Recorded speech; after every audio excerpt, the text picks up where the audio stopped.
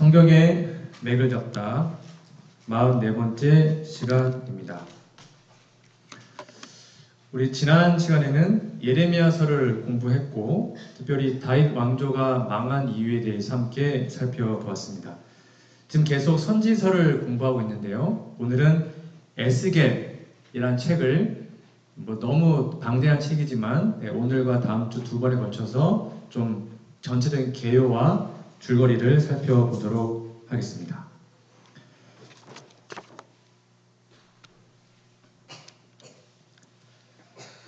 하나님 나라에는 중요한 세 인물이 있다고 했습니다. 기억나시는지요? 왕, 선지자, 그리고 제사장입니다. 오늘부터 배울 이 에스겔이라는 책은 제사장, 특별히 하나님의 성전과 관련이 있는 책입니다. 선지서의 패턴이 있다 그랬습니다. 선지서를 해석하려면 신명기 28장 축복과 저주를 가지고 선지서를 해석해야 합니다.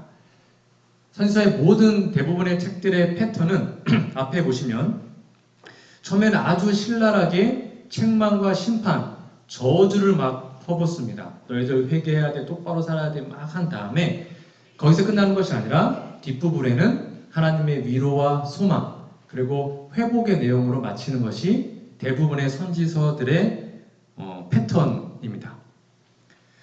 에스겔이라는 책을 보시면 이 시대적 배경을 좀 아셔야 되는데요. 우리 이 표 다 아시죠? 다윗 왕조를 7세트로 구분했을 때에 포로로 잡혀간 왕들 세트 기억나시죠?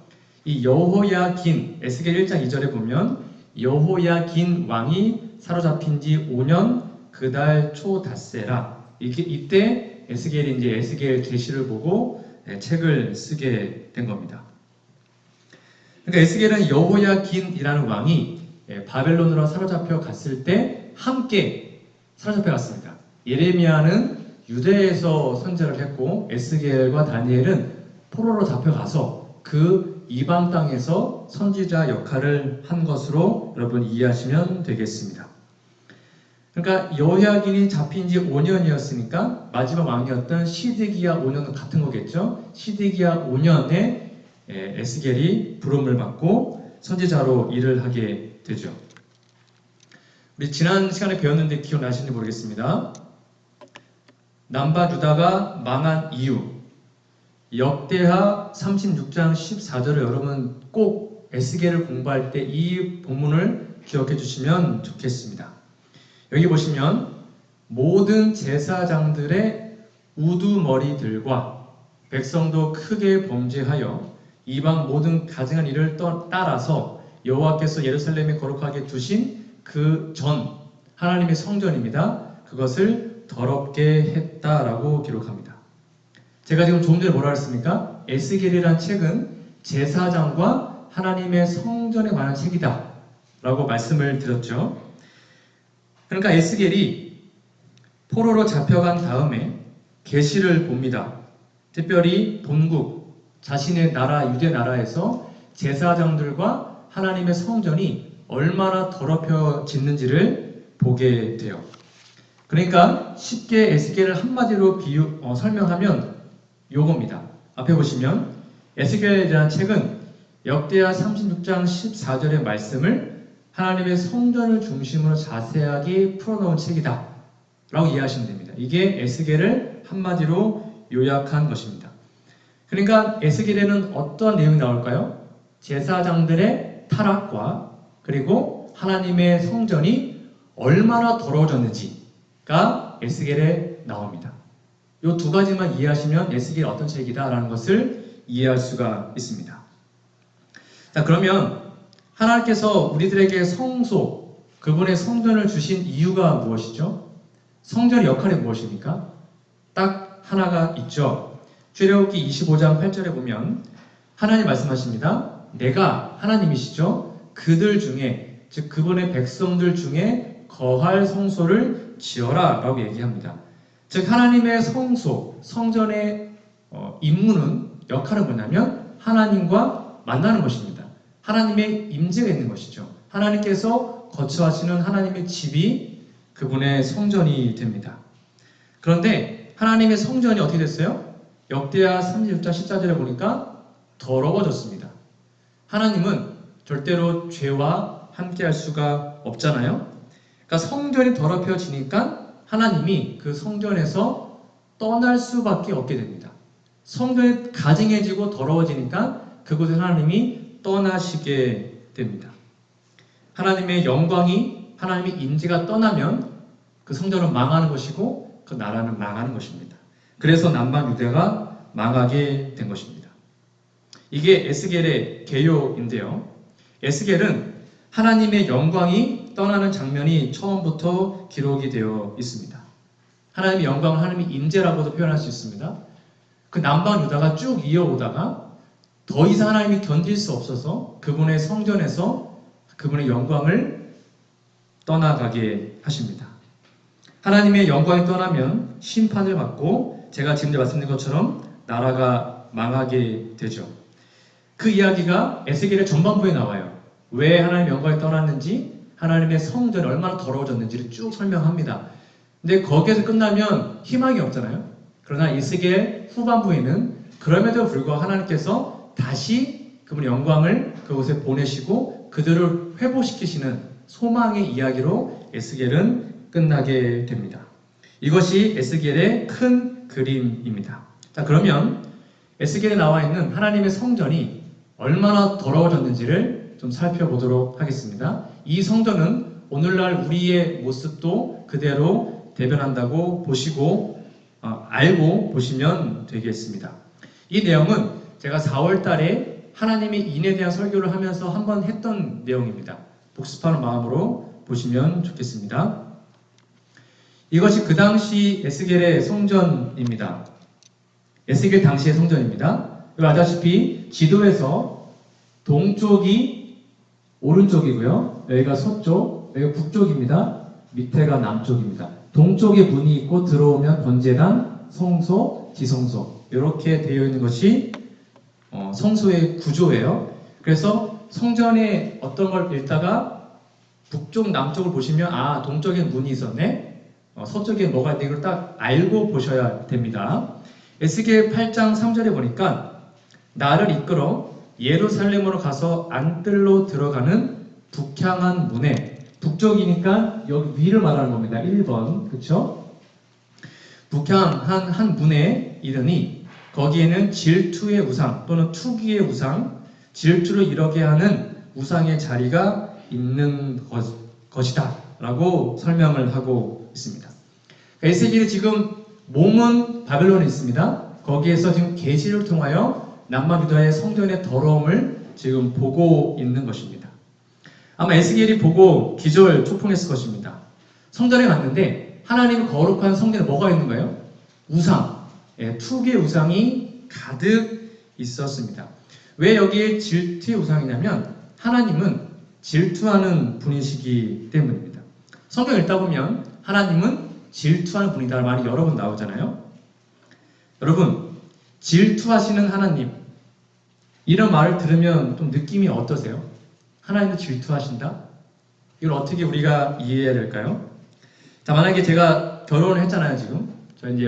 저희 집사람하고 살고 있는데, 만약에 제가 저희 집사람한테 당신의 마음에 드는 남자 있으면 만나고 와도 돼. 가끔 데이트도 하고 상관없어. 내가 당신에게 완전한 자유를 줄게. 남자도 만나보고 저 멋있는 남자도 만나고 데이트도 하고 해도 돼. 내가 당신 너무 사랑하기 때문에 자유롭게 해주는 거야. 이렇게 말하면 제가 제 와이프를 사랑하는 건가요? 아니죠. 진짜 사랑하면 자기의 배우자가 다른 남자한테 눈을 돌리면 질투하고 열이 받는 게 당연한 것이죠. 그러니까 질투하는 하나님이라는 말의 표현은 뭐냐면 하나님이 그만큼 우리를 뭐 한다는 거예요? 사랑한다는 것입니다. 그래서 우상이 투기의 우상 또는 질투의 우상이라고 나와 있어요. 에스겔 8장 5절 6절에 보면 아까 봤죠? 북편에 투기의 우상이 있었습니다. 6절 보니까 그가 또 내게 이르시되 인자야 이스라엘 족속이 행하는 일을 보느냐? 그들이 여기서 크게 가증한 일을 행하여 그 다음에 되게 슬픈 표현입니다. 윗줄을 쫙 그어놓으시겠어요? 나로 내 성소를 멀리 떠나게 하느니라. 하나님은 어떤 마음으로 이 말씀을 하셨을까요? 하나님의 성전에 하나님의 임재가 있어야 되는데 하나님은 거기를 떠나신다는 거예요. 너무 거기가 가증하고 더럽기 때문에. 근데 이거는 아무것도 아니라는 것입니다. 계속 뭐라 그래요? 이거보다 더 크고 가증한 일을 볼 거야 라고 얘기하면서 점점 더 그 죄의 깊이를 보여주십니다. 하나 더 볼까요? 10절에 보시면 내가 들어가 보니 에스겔을 봅니다. 각양 곤충과 가증한 짐승과 이스라엘 족속의 모든 우상을 그 사면벽에 그렸고 이게 하나님의 성전 벽이었습니다. 이스라엘 족속의 장로 중 70인이 그 앞에 서가지고 향로를 들고 아까 말했던 이 향로는 분향단입니다. 그러니까 성소 안에 들어온 거예요. 떡상이 있고 있는데 거기 아시죠? 거기에 70인 장로 들어와서 향로를 들고 말을 합니다. 그 다음에 되게 충격적인 말을 합니다. 뭐라 그래요? 그들이 이르기를 여호와 앞에서 우리를 보지 아니하시며 이 땅을 버리셨다 하느니라. 하나님 이거 버렸어. 하나님 우리 안 본다니까. 이렇게 하면서 그 성전에서 지금 분향을 하고 있는 것을 보게 됩니다. 여러분, 딱 교회에 왔는데 이 교회에 누가 막 돼지 그림, 진해 그림을 막 이렇게 막 낙커랑 막 칠해놨어요. 여러분 기분이 어떠세요? 딱 교회 들어왔는데 온갖 더러운 것들이 막 벽에 다 그려져 있어요. 어떠실 것 같아요? 이게 그 당시에 성전이었다니까요. 성소에 막 가증한 짐승들의 그림이 즐비했습니다. 근데 거기서만 끝나는 것이 아니라 이게 무슨 점집도 아니고 무당집도 아닌데 거기에서 70인 장로들 뭐라는 거예요? 하나님 우리를 보지 않으셔. 괜찮아. 하나님 몰라. 이 땅은 버렸다니까. 이러고 있는 것입니다. 여러분, 여기서 여러분이 의문을 가져야 됩니다. 장로 중 70인이 손에 향로를 들고 분향을 합니다. 성소에는 장로가 들어갈 수 있어요? 없어요? 있어요? 없어요? 못 들어가요. 성소에는 제사장만 들어갑니다. 제사장만 분향할 수 있어요. 근데 그것도 다 깨진 거예요. 제사장 외에는 성소에서 제사를 못 드립니다. 왕도 못했습니다. 그거 하다가 문둥병에 걸린 왕도 있지 않습니까? 근데 그거 다 깨져버린 것입니다. 들어가서 분향도 하고 하나님 버렸어 하면서 벽 이상한 그림 그리고 난리도 아니죠. 근데 이거보다 더 가증한 일이 있다고 말을 합니다. 그것이 에스겔 8장 14절과 15절에 기록이 되어 있습니다. 그가 또 나를 데리고 여호와의 전으로 들어가는 북문에 이르니 아까 북쪽 보셨죠? 거기에 가보니까 여인들이 앉아서 단무스를 위하여 애곡하더라. 이거 기억나십니까? 단무스가 뭔지 제가 설명을 드렸어요. 그러면서 15절 뭐라 그럽니까? 인자야 너 이걸 봤냐? 이보다 더 크고 가증한 일을 볼 거야 라고 얘기합니다. 이 단무스가 뭐냐면 알다시피 바벨탑을 창세기 10장에서 바벨탑을 주동적으로 쌓았던 사람이 바로 니므롯입니다. 니므롯의 아내가 여기 표현대로 하면 세미라미스입니다. 전설에 의하면 두 사람이 결혼해서 아들을 낳았어요. 그 아들이 단무스입니다. 근데 그 단무스가 멧돼지에 치여서 죽었어요. 그러니까 사람들이 그때가 이제 그 당시로 4월인가 5월 달이었다고 해요. 단무스가 죽어서 단무스로 해서 애곡을 했답니다. 펑펑 울었어요. 그러면 단무스가 다시 부활한다고 믿었습니다. 즉 단무스는 니므롯의 재탄생이고 태양신을 숭배하는 종교 의식이 시작된 겁니다. 그래서 단무스가 부활하면 태양신의 부활하기 때문에 자신의 엄마 세미라미스와 성적 교합을 합니다. 그래서 바알 숭배에는 예배가 남자 여자가 성화계를 하는 거예요. 성전 창녀. 그러니까 여기 나와 있는 여인은 성전 창녀를 말합니다. 그들이 하나님의 전에 들어와가지고 하나님의 전에서 감히 단무스를 위해서 애곡하고 있는 것을 보는 것입니다. 왕과 제사장들이 이것을 지금 방치하고 있어요. 근데 이게 아무것도 아니에요. 하나님은 이거보다 더 가증한 일이 있다고 합니다. 그것이 바로 에스겔 8장 16절에 기록이 되어 있어요. 그가 또 나를 데리고 여호와의 전 안뜰에 들어가시기로 보니 여호와의 전 문 앞 현관과 제단 사이에서 약 25인이 여호와의 전을 등지고 낯을 동으로 향하여 동방태양에 경배하더라. 여러분, 여호와의 전을 등지고 낯을 동으로 향했다. 기억나세요? 저를 보시면 이쪽이 지금 동쪽으로 문을 동쪽으로 들어가면 여기 앞에가 하나님의 성전이 있는 거예요. 근데 여호와의 성전을 등졌으니까 제 얼굴은 어디 보고 있는 거예요? 동쪽을 보고 있겠죠. 그러니까 여호와의 전을 등지고 낯을 동쪽 떠오르는 태양을 보면서 동방태양에게 경배하고 있었습니다. 누가요? 약 25인이. 이 25인의 신부는 누구일까요? 제가 4월달 설교 때 말씀드렸습니다. 이 당시 제사장들은 24 반차로 나뉘어서 직무를 했습니다. 그리고 한 명은 누굴까요? 대제사장이겠죠. 제사장들이 하나님의 성전에서 분향하고 이런 것이 아니라 그걸 등지고 동방태양에 지금 경배하고 있었습니다. 누가요? 그 당시에 제사장들이, 하나님의 지도자들이 하나님의 성전에서 동쪽 태양을 향하여 경배하고 있었던 것이 그 당시의 모습이었습니다. 여러분, 하나님의 성전은 전 개인적으로 세 가지가 있다고 생각합니다. 첫 번째는 이 건물, 그렇죠? 보이는 교회도 교회입니다. 그리고 여러분 잘 아시다시피 우리 자신이 교회죠. 그렇죠? 우리 자신 성전이잖아요. 그리고 세 번째는 우리의 가정이 교회입니다. 그러면 오늘날 우리 시대는 이렇게 가증한 일들이 우리의 삶에서 또는 우리의 가정에서 아니면 우리의 교회에서 일어나지 않는다고 장담할 수 있을까요? 여러분들 가정에는, 여러분의 개인의 삶에는 이러한 우상 숭배가 없습니까? 신명기 32장에 이런 말씀이 있습니다. 여러분, 신명기 32장은 언약을 파기했을 때 부르는 노래입니다. 신명기 32장이요. 쭉 읽다 보면 16절부터 볼까요? 그들이 다른 신으로 그의 질투를 일으키며 가증한 것으로 그의 진노를 격발하였도다. 그 다음이 중요한데요. 17절 그들은 하나님께 제사하지 아니하고 마귀에게 했대요. 그러니까 마귀에게 예배드리는 거예요. 곧 그들이 알지 못하던 신, 근래에 일어난 새 신, 너희 열조에 두려워하지 않던 것들이로다 라고 얘기합니다. 제가 저의 주목을 끌었던 표현이 이거였습니다. 근래에 일어난 새 신. 무슨 말일까요?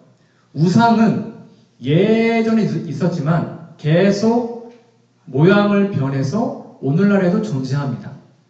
우리가 정말로 부처상처럼 이렇게 어떤 이렇게 뭘 세워놓고 우상 숭배하지는 않지만 우리의 삶에도 분명히 근래 요즘에 일어나고 있는 새로운 신, 우상 숭배가 있음을 말하고 있는 것이죠. 여러분 생각에는 어떠한 우상이 우리의 삶에 있는 것 같습니까? 사단이 하나님의 백성들의 정신을 쏙 빼놓고 하나님의 말씀에 떠나가게 하는 우상이 무엇이라고 생각하십니까? 많이 있죠. 돈, 세상 돌아가는 것, TV, 영화, 게임, 인터넷, 스마트폰 정말로 많이 있잖아요. 그런 것들이 오늘날의 우상이 됩니다. 수많은 사람들이 교회에 예배 와서 예배 시간에 스마트폰을 합니다. 교회에 예배 와서 예배 시간에 하나님의 영광이 있는 이 시간에 전화 오면 나가 전화 받습니다. 하나님의 교회에 와서 마음은 딴 데 가 있습니다. 그게 다 우상인 것입니다. 예배 시간에 하나님의 말씀을 등지고 인터넷 검색이나 아니면 스마트폰을 하고 있다면 그거 동방태양에게 경배하는 거 아닐까요? 그때나 지금이나 뭐가 다릅니까? 제가 요 메시지는 재작년에 했던 이야기입니다. 한 번 더 말씀을 드리죠. 이 남자는 미국에는 사탄교라는 종교가 있습니다. 사탄을 숭배하는 종교가 있어요. 사탄교의 대주교입니다. 이 사람이 이렇게 얘기를 합니다. 텔레비전은 새로운 사단의 종교의 가장 중요한 주요 침투범이다. 즉 텔레비전이 사탄 종교의 전도 방법이라는 거예요. TV 세트, 즉 사단교 가족 재단은 50년대 이후로 굉장히 성장했다. 사탄교 주교가 말하기를 사단교의 가족 재단, 즉 사단의 음성을 듣는 예배 드리는 것이 TV라고 얘기합니다. 작고 희미한 화면에서 거대한 엔터테인먼트 센터가 되어 한 벽면을 여러 개의 TV로 도배하기까지 성장했죠. 지금 스마트폰에 다 TV가 다 있죠. 순진한 일상으로부터 한숨 돌리기로 시작하여 우리가 이제 일을 열심히 하고 집에 딱 돌아오면 샤워하고 좀 쉬면서 TV 보지 않습니까? 이게 그 말이에요. 일상으로부터 한숨 돌리기로 시작하여 그것은 수백만의 현실 대체품이 되었고 그 다음에 중요합니다. 대중의 거대한 종교가 되었다. 솔직하게 우리 한번 생각해 볼까요? 우리가 말씀을 통하여 하나님으로부터 음성을 듣는 시간이 많습니까? 아니면 스마트폰이나 아니면 영화나 드라마나 뉴스나 그렇게 세상적인 사단의 음성을 듣는 시간이 많습니까? 뭐가 훨씬 많죠? 우리가 어떤 음성을 더 많이 듣고 있냐고요. 이게 근래에 일어난 새 신입니다. 저도 습관적으로 스마트폰을 엽니다. 습관적으로 되어 있어요. 목사조차도. 근데 말씀은 습관적으로 참 힘듭니다. 그렇죠? 말씀 보려면 결심해야 되잖아요. 근데 스마트폰 하려고 결심하는 분 계십니까? 나 오늘부터 스마트폰 해야 되면 결심하십니까? 아니죠. 저절로 되죠. 우성인 것입니다.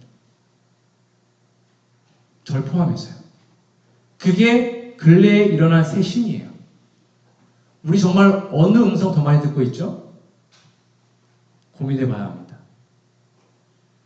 말씀 푸는 것이 그냥 말씀을 피는 게 스마트폰처럼 자연스럽게 되지 않으면 구원받기 힘들 것입니다.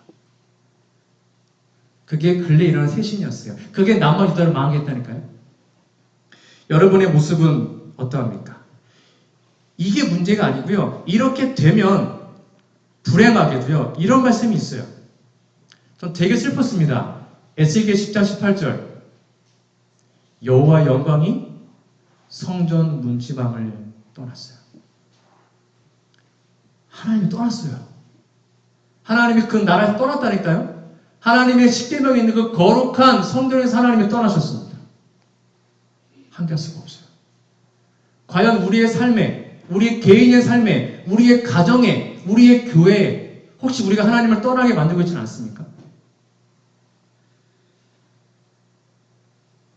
하나님의 영광이 떠나면 열국도 같이 심판받고 그 심판은 결국 죽는 것입니다. 그래서 이러한 심판이 임할 걸 알았기 때문에 결국 에스겔은 계속 신명기 말씀에서 떠나지 말아라. 그리고 언약의 표징인 안식일을 회복해라. 율법을 회복해라. 라고 계속 강조하고 있습니다. 에스겔 10장에서 문지방에서 하나님 떠나셨잖아요. 그래서 그 다음에 보시면 에스겔 20장에 계속 말씀하시는 거예요. 나는 여호와 너의 하나님이라. 너는 나의 안식 율례를 따르면 나의 규례를 지켜 행하라. 또 나의 안식일을 거룩하게 해라. 이것이 너와 너희 사이에 표징이 된다. 즉 하나님께서 너 내 백성이야 라고 말하는 게 안식일에 거룩한 준수를 하는 거예요. 그거 하지 않으면 하나님 우리의 삶에도 떠나실 수 있어요. 분명히 써있죠. 여호와 영광이 떠났습니다. 우리의 모습은 어떠합니까? 그러나 여기에서 끝나면 참 절망이잖아요. 근데 우리에게는 아직 희망이 있습니다. 여러분, 에스겔의 핵심은 34장부터 37장입니다. 적어주세요. 이게 에스겔의 가장 중요한 핵심 장입니다. 우리가 지금까지 언약을 공부하면서 계속 배워왔던 큰 주제가 있습니다. 인간은 언약을 지킬 능력이 없다. 그렇죠? 우리는 계속 언약을 배반합니다. 그러나 하나님께서는 언약에 신실하셔서 우리가 아무리 언약을 깨도 그 언약을 다시 회복시키시는 분이 하나님이시다. 그 내용이 34장부터 37장까지 기록이 되어 있어요. 그 내용을 쭉 한 다음에 여러분 감사하게도 보세요. 에스겔 10장에서 분명히 여호와 영광이 떠났죠? 하나님이 이런 분이세요. 에스겔 43장에 가볼까요? 2절 볼까요? 이스라엘 하나님의 영광이 동쪽에서부터 오는데. 마음에 들지 않습니까?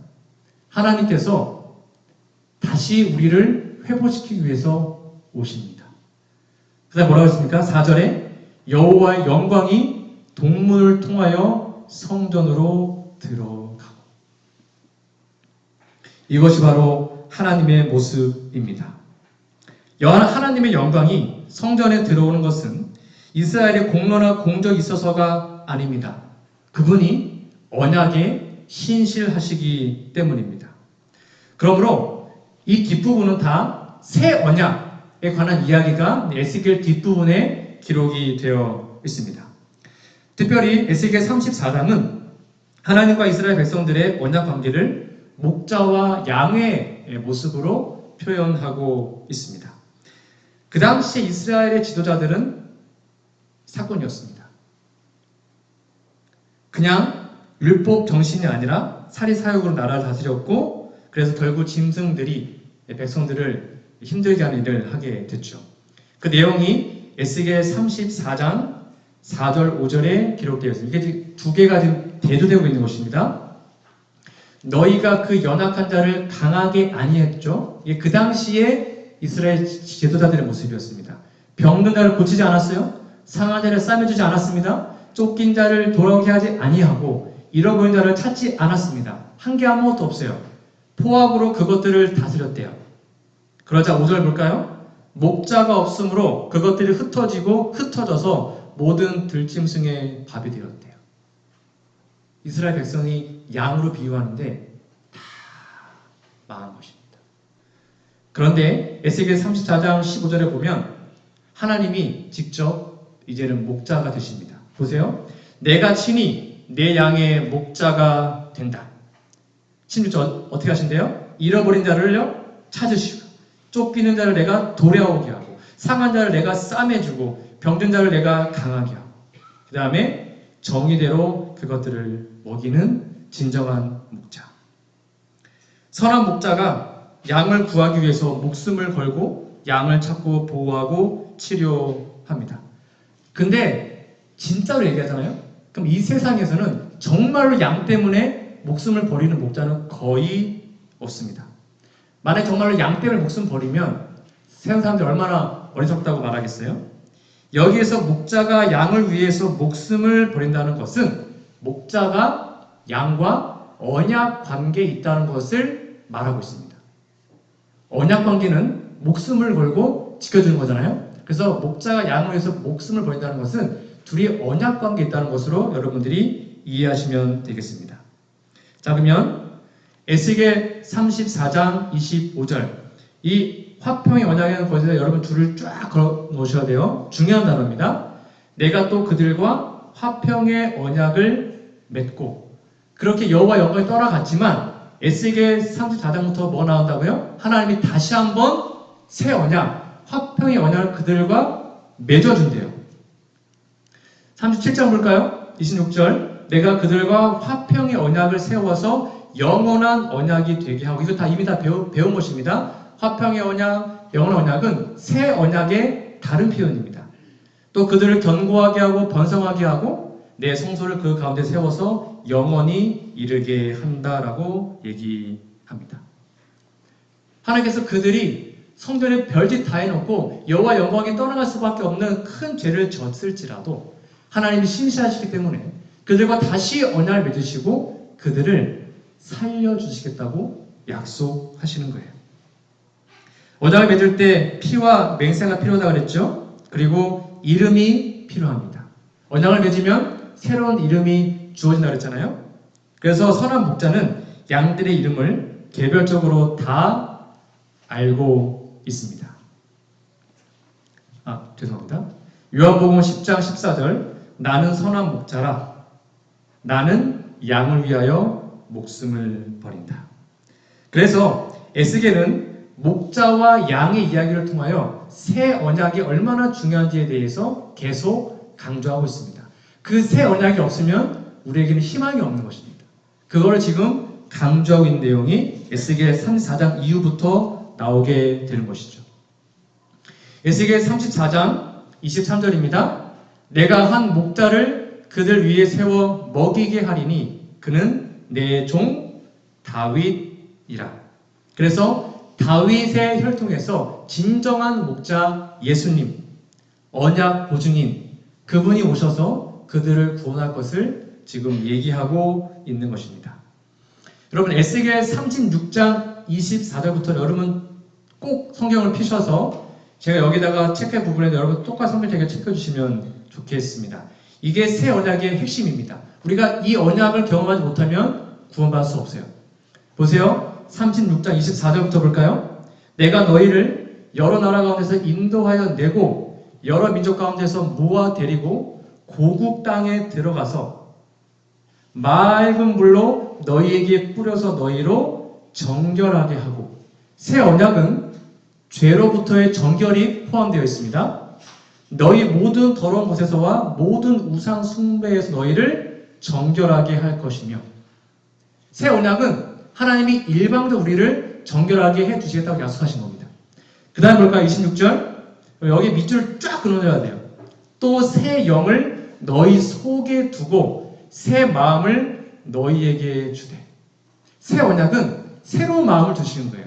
오늘날 얘기하면 거듭남이죠. 새 마음을 주신대요, 우리한테. 왜요? 너희 육신에서 굳은 마음을 제거하고 부드러운 마음을 줄 것이며. 아하, 새로운 마음이 뭐래요? 부드러운 마음이래요. 강팍한 마음이 아니라 어떠한 말씀이 선포되어도 아멘하고 받아들이는 그 순수한 마음이 부드러운 마음이에요.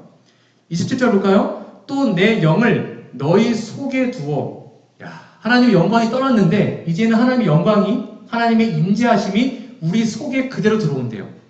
너희로 내 율례를 행하게 하리니 너희가 내 규례를 지켜 행할지라. 누가요? 하나님의 임재하심 우리를 변화시키셔서 우리가 율법에 순종할 수 있도록 만들어 주시는 것이 바로 새 언약의 핵심입니다. 꼭 기억하십시오. 새 언약은 죄의 용서와 마음의 변화가 포함되어 있습니다. 이것을 경험할 때 우리는 구원받을 수 있는 것입니다. 새 영, 새로운 마음, 이런 것들이 우리 삶에 들어온다면 우리는 그분과 새 언약 관계로 들어갈 수가 있는 것입니다. 그래서 새 언약에서는 성령의 역할이 중요한 거예요. 이제 말씀을 좀 정리해 볼까요? 결국 이렇게 떠났던 하나님의 영광이 조금 전에 봤던 것처럼 에스겔 43장에서부터 보면 하나님의 성전에 영광이 다시 임재하시는 것을 보게 됩니다. 이거 우리가 잘나서가 아닙니다. 하나님의 언약의 신실함 때문에 그렇게 하시는 거예요. 줄 쫙 그어놓으세요. 43장 2절 영광이 동쪽에부터 옵니다. 4절 여호와 영광이 동물을 통하여 성전으로 들어갑니다. 그 다음에 5절 볼까요? 영이 나를 들어 데리고 안뜰에 들어가시기로 내가 보니 여호와 영광이 성전에 어떻게 했대요? 가득했대요. 자, 풍성하게 임한 것입니다. 누구 때문에요? 우리 때문에요? 아니요. 하나님의 신실한 언약 때문에 그렇게 된 거예요. 이렇게 43장부터 48장이 에스겔이 끝나요. 43장부터 48장까지는 회복된 성전에 대한 계시로 에스겔은 마쳐지게 됩니다. 성전이 완벽하게 회복됩니다. 제사, 유월절, 안식일, 월삭 다 회복되고요. 12지파가 땅을 다 분배하는 일로 마쳐지게 돼요. 이것이 에스겔의 결론입니다. 물론 이 에스겔 성전은 역사적으로 지어진 성전이 아닙니다. 다음 주에 한 번 더 얘기할 거지만 이 에스겔 성전은 새 하늘과 새 땅을 표상하고 있습니다. 그리고 성전이신 예수님의 육체를 표상하고 있습니다. 요한복음 2장 19절에 보면 예수님이 뭐라고 했어요? 이 성전을 홀라 내가 사흘 동안 일으키리라. 21절 보니까 예수는 성전된 자기의 육체를 가리켜 말씀했다라고 얘기합니다. 이런 측면에서 보면 에스겔이라는 책은 언약의 보증인인 예수 그리스도를 성전에 비유한 책이라고 우리가 이해할 수 있습니다. 그리고 새 하늘과 새 땅에서는 성전이 볼 수 없어요. 왜냐하면 주 하나님 곧 전능하신 이와 및 어린 양이 성전이 되기 때문입니다. 다시 말하면 하나님의 성전은 우리가 하나님과 만나는 장소입니다. 근데 이제는 우리가 하늘에 가면 직접 그분을 만나기 때문에 성전이 필요가 없는 거예요. 마치 남자친구가 군대에 갔어요? 그러면 군대에서 그 남자친구 만나려면 면회 가면 면회소에서 만나잖아요? 근데 남자가 제대를 했습니다. 그러면 또 면회소를 갈 필요가 없어요. 그냥 아무 데서 만나면 되는 것입니다. 마찬가지로 우리가 이제 새하늘과 새 땅, 회복된 성전에 가면 하나님을 직접 대면하여 만나게 될 것입니다. 여러분 기억하십시오. 이 시대의 성전은 우리의 교회이며 우리의 가정이며 우리의 개인의 삶입니다. 혹시 에스겔에 나와 있는 그런 가증한 죄악들이, 그런 투기의 우상들이, 혹 하나님보다 더 숭배하고 있는 우상이 우리의 개인의 삶과 가정에 있다면 빨리 그걸 버리고 회복하고 회개해야 됩니다. 그러면 우리가 완전히 회복된 모습으로 저 하늘나라에서 하나님과 함께 영원히 살게 될 것입니다. 에스겔의 나머지 부분은 다음 주에 이어서 하도록 하겠습니다. 하나님 우리 아버지, 오늘 에스겔 말씀을 통하여 저희들의 모습을 살펴보았습니다. 하나님의 성전이라고 말하고 있는 우리의 가정과 우리의 교회와 우리 개인의 삶이 진심으로 주님의 임재를 갈망하는 삶인지, 아니면 우리들의 우상과 더러워진 죄 때문에 주님이 떠나고 계신 아닌지를 살펴보았습니다. 하나님, 저에게 다시 한번 임재해 주시고 저희를 변화시켜 주시며 새 언약으로 저희를 구원하여 주셔서 새로운 마음과 새 영을 부어주시고, 그리하여 하나님의 귀한 성전인 우리의 가정과 교회와 우리의 삶이 정말로 변화된 주님의 진정한 성전 될 수 있도록 도와주시옵기를 예수님의 이름으로 간절히 기도합니다. 아멘.